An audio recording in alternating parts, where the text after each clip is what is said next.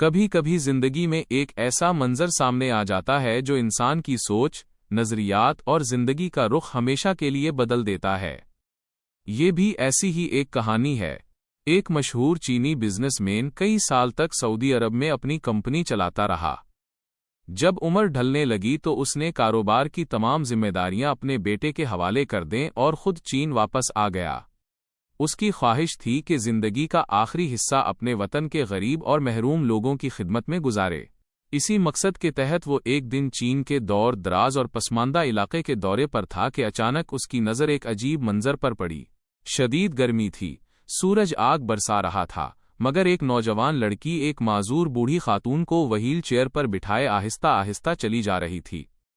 حیرت کی بات یہ تھی کہ دونوں نے اپنے جسم اور سر کو پلاسٹک کی بوریوں سے ڈھانپ رکھا تھا۔ یہ منظر اس کے لیے ناقابل یقین تھا۔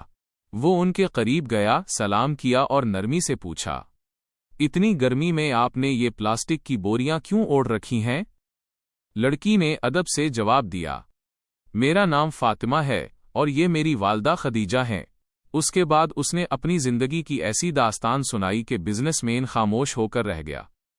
فاطمہ نے بتایا، میری والدہ ایک پہاڑی علاقے میں مزدوری کرتی تھیں۔ ایک دن ان کا پاؤں پھسل گیا اور وہ پہاڑی سے نیچے گر گئیں۔ اس حادثے میں ان کی دونوں ٹانگیں ناکارہ ہو گئیں اور ریڑھ کی ہڈی بھی شدید متاثر ہوئی۔ اس کے بعد وہ بستر سے لگ گئیں۔ میں اس وقت تعلیم حاصل کر رہی تھی، لیکن والدہ کی خدمت کے لیے مجھے اپنی پڑھائی چھوڑنی پڑی۔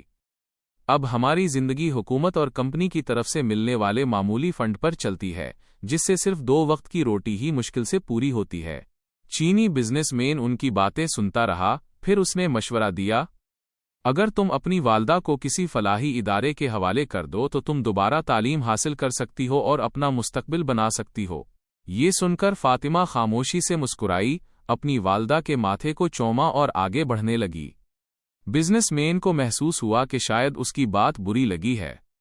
وہ دوبارہ ان کے پاس گیا، معذرت کی اور کہا، اگر میری بات سے آپ کو تکلیف پہنچی ہو تو مجھے معاف کر دیجئے، لیکن میں آپ کا جواب ضرور سننا چاہتا ہوں۔ فاطمہ رک گئی۔ اس نے نہایت سکون سے کہا، ہم مسلمان ہیں۔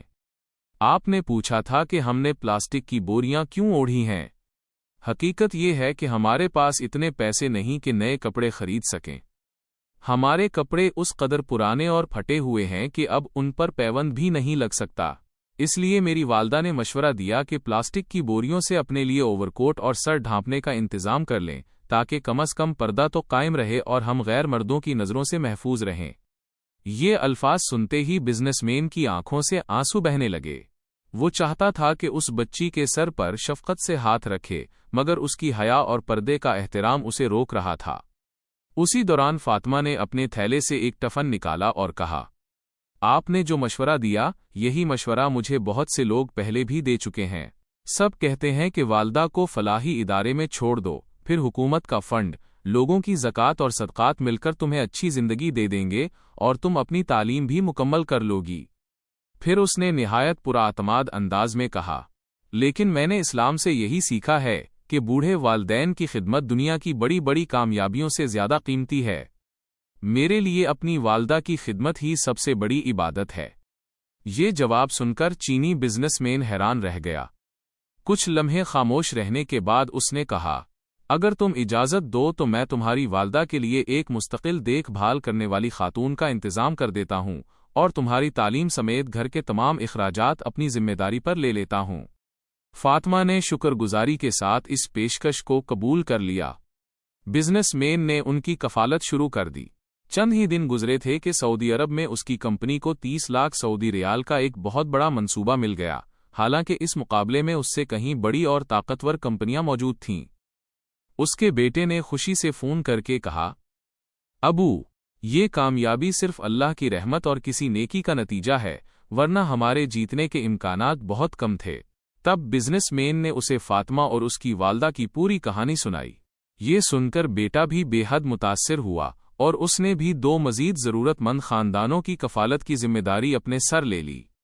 بزنس مین اپنی داستان کے آخر میں لکھتا ہے، میں نے زندگی میں بہت سے لوگوں کی مدد کی، لیکن اس مسلمان ماں بیٹی سے مجھے انسانیت، حیا، صبر اور والدین کی خدمت کا جو سبق ملا وہ میری زندگی کا سب سے قیمتی سرمایہ ہے۔